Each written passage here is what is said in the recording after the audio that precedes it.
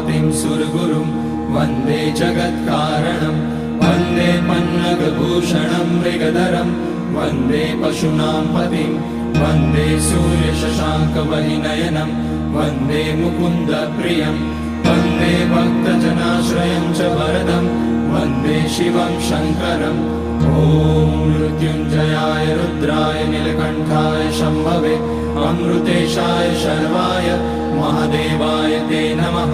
नमस्तेऽस्तु भगवन् विश्वेश्वराय महादेवाय त्र्यम्बकाय त्रिपुरान्तकाय त्रिकाग्निकालाय कालाग्निरुद्राय नीलकण्ठाय मृत्युञ्जयाय सर्वेश्वराय सदाशिवाय श्रीमान् महादेवाय नमः।